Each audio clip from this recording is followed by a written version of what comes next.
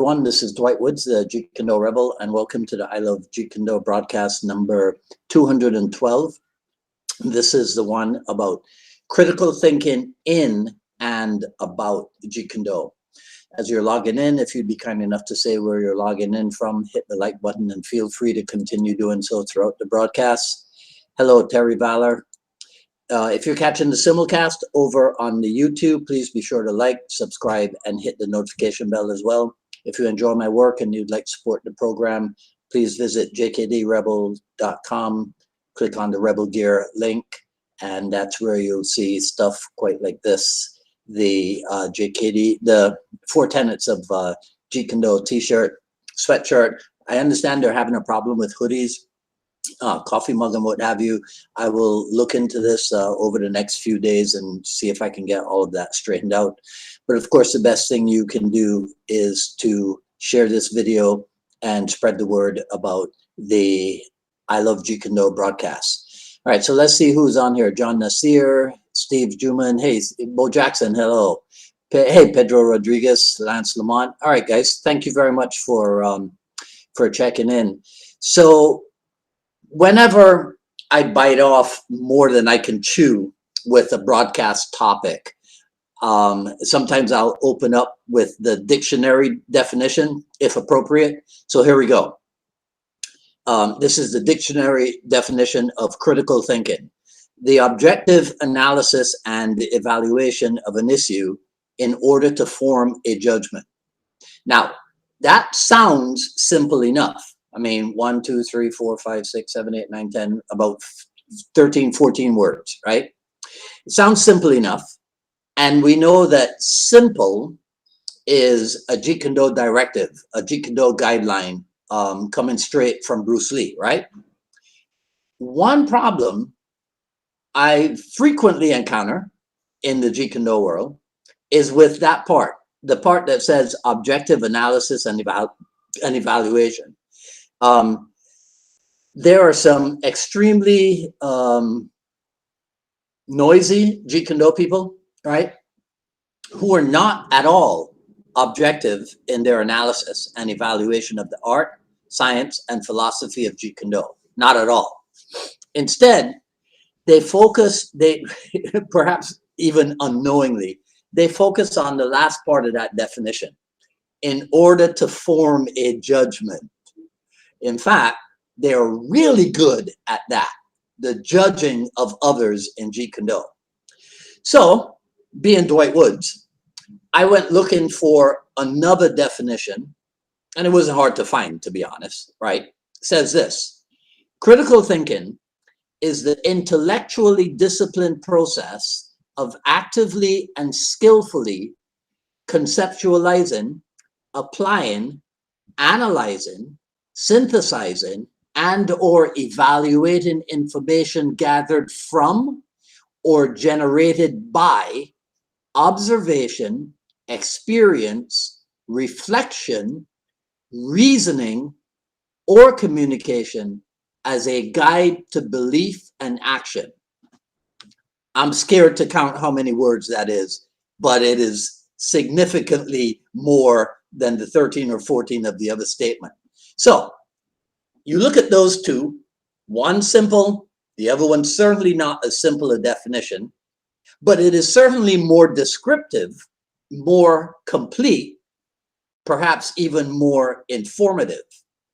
So my question for you is this: in which version of the activity of critical thinking do you believe Bruce Lee engaged? The one which rushes to judge, or the one which goes through the process that includes observation and experience?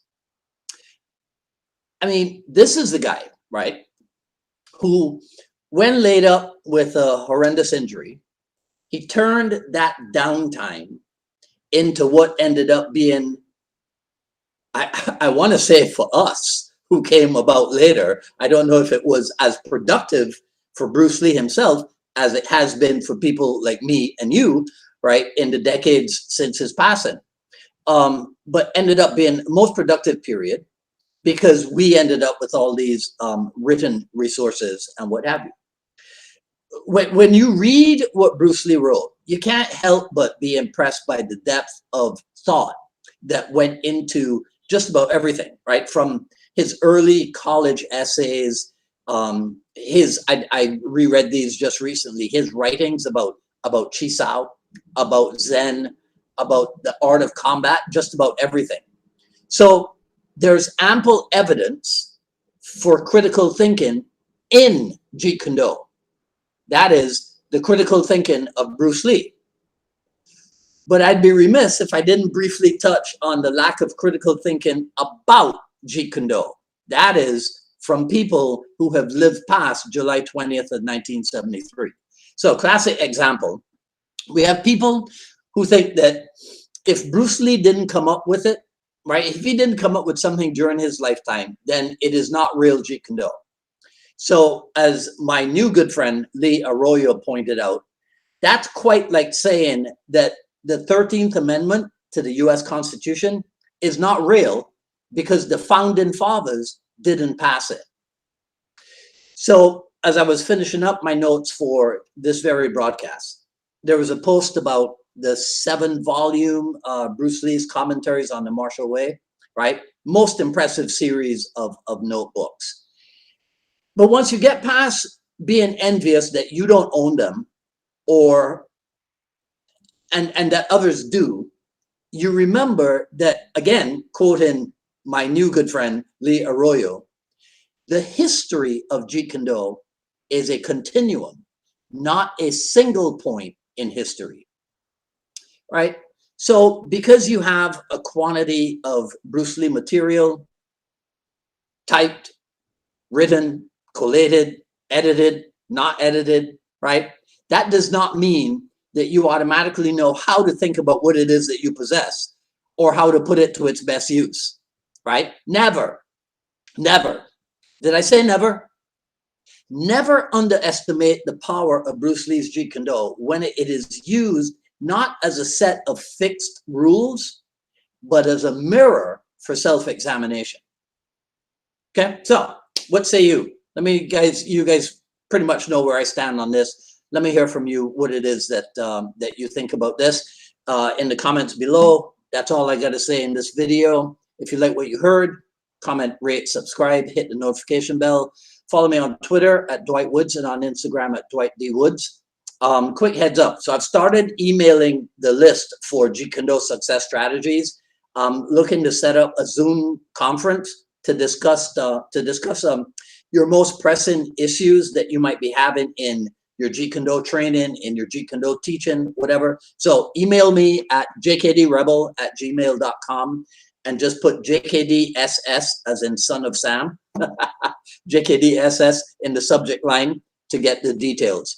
Coming up on Friday, January 21st, reverse Jeet Kune Do dialogues with GN of Paulo Rubio of Aperture Fight Focused and Funker Tactical. That'll be Friday at 6 p.m. Today's a purple day. There you go. All right. So I'll see some of you hopefully on Friday at 6. If not, I'll see you back here next week for another issue of the I Love Jeet Kune Do broadcast. Until then, this is Dwight Woods, the Jeet Kune Do Rebel. Enjoy the rest of your day. Take care. Talk soon.